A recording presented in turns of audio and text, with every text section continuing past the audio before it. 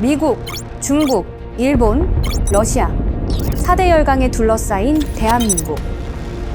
러시아 우크라이나 전쟁, 이스라엘 하마스 간 전쟁과 이스라엘 이란 중동 전쟁까지 국제 정세는 점점 더 예측할 수 없는 방향으로 흐르고 있습니다.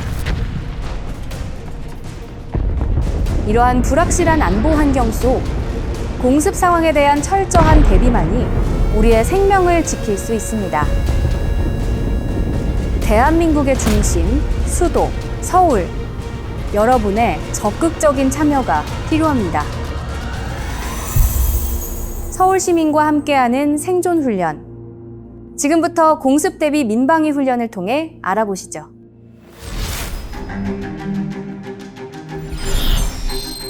평양에서 직선거리 200km, 첨단 인프라가 밀집되어 있는 도시. 고도화되어가는 북한의 위협이 상존하는 서울의 안전. 적의 공습 상황이 예상되거나 발생할 때 민방공 경보를 발령하게 되는데요. 사이렌 소리에 주목해야 합니다. 민방공 경보는 단계에 따라 사이렌 소리의 차이가 있습니다. 하나씩 확인해 볼까요? 먼저 경계 경보는 적의 공격이 예상될 때 발령되는데요. 경계 경보는 사이렌 울림 대신 민방위 경보 통제소의 음성 방송으로 TV, 라디오, 문자 등을 통하여 전파됩니다. 다음은 공습 경보입니다. 공습 경보는 적의 공격이 임박하거나 공격이 진행 중일 때 발령됩니다. 공습 경보는 파상음이 물결치듯 1분간 이어지는데요. 경계 경보는 음성 방송만 실시하지만 공습 경보는 사이렌과 음성 방송을 함께 실시하여 훨씬 위급한 상황이라는 것을 쉽게 인지할 수 있습니다. 이러한 민방공 경보는 위협 상황에 따라 바로 공습 경보로 진행될 수 있기 때문에 평소에 경보음을 정확히 인식하는 것이 매우 중요합니다. 다음은 화생방 경보입니다. 화생방 경보는 적의 화생방 작용제가 살포되거나 탐지되었을 때 또는 화생방 무기의 공격으로 오염이 예상되거나 공격을 확인했을 때 발령하게 되는데요. 이때는 사이렌 경보음이 아닌 별도의 음성 방송이 진행됩니다. 다음은 핵 경보입니다. 핵 경보는 적의 핵 공격 시 발령하게 되는데요. 이때는 공습 경보와 동일하게 1분간의 파상음 사이렌과 함께 음성 방송이 진행됩니다. 경보 해제는 공격이 멎고 추가 공격이 예상되지 않을 때 음성 방송을 통해 이루어집니다.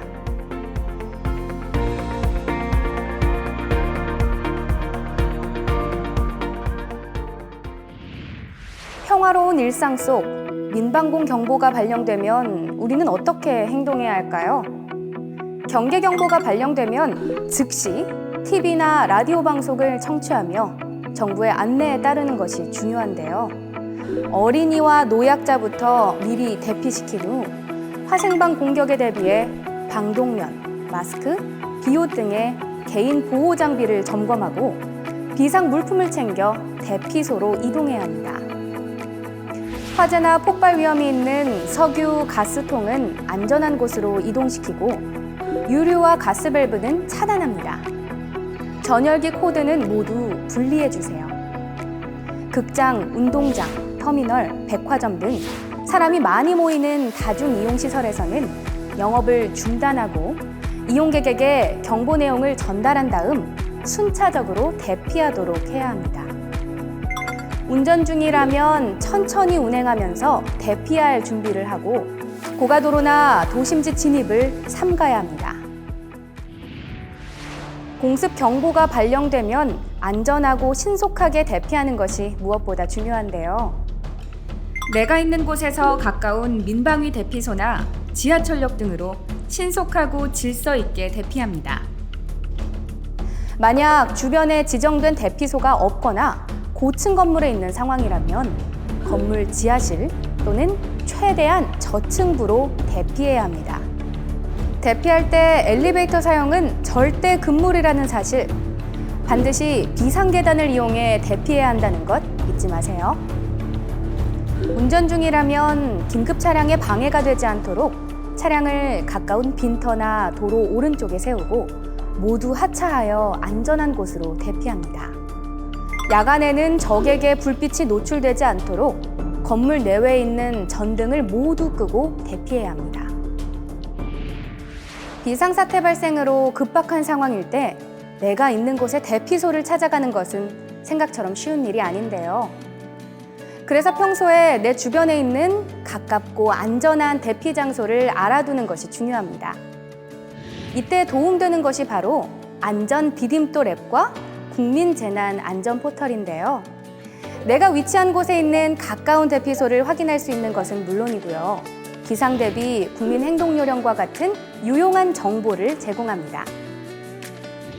또한 네이버 지도, 카카오맵, 티맵 등의 앱에서도 대피소의 정확한 위치와 현 위치에서의 경로까지 확인할 수 있습니다.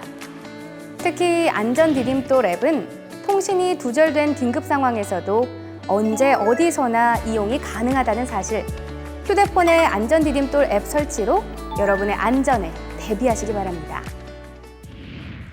북한의 무력 도발 위협으로부터 시민을 보호하기 위해서는 공공기관이 솔선수범하여 훈련에 참여하고 지도해야 합니다. 관공서를 비롯한 공공기관은 민방공 경계 경보가 발령되면 자체 경계를 강화하고 비상근무 태세를 갖추게 됩니다. 공습 경보가 발령되면 지정된 대피 장소로 신속하게 이동합니다. 해제 경보가 발령되면 시민의 안전과 피해 상황 복구에 중점을 둡니다.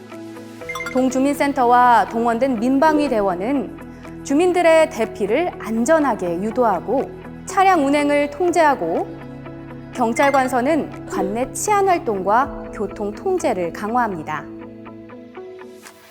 학교에서 민방공 경보가 발령되면 TV, 라디오 등으로 방송을 청취하고, 직장 민방위 대원은 방송, 호루라기, 메가폰 등을 활용해 상황을 전파합니다.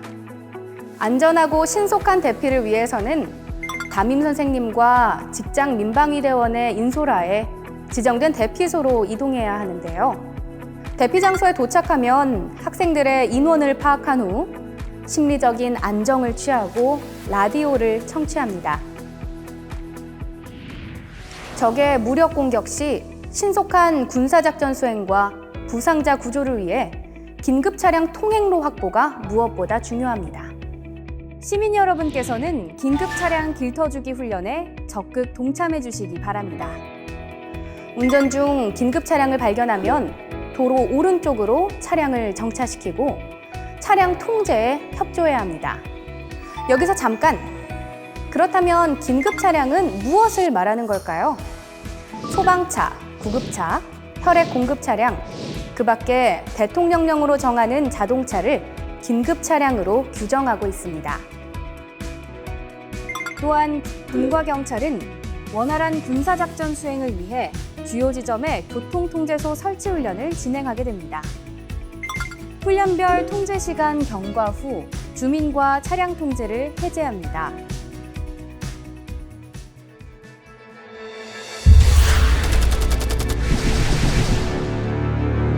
예상할 수도 예측할 수도 없이 불시에 일어나는 안보 위협. 서울 시민 여러분, 우리의 안보는 시민 여러분의 적극적인 참여가 있어야만 지켜나갈 수 있습니다. 공습 대비 민방위 훈련은 생존 훈련입니다. 공습 대비 민방위 훈련은 자기보호 훈련입니다. 서울시 공습 대비 민방위 훈련, 적극적인 참여가 당신과 가족을 지킵니다. 함께해요. 안전서울, 참여해요. 공습 대비 민방위 훈련.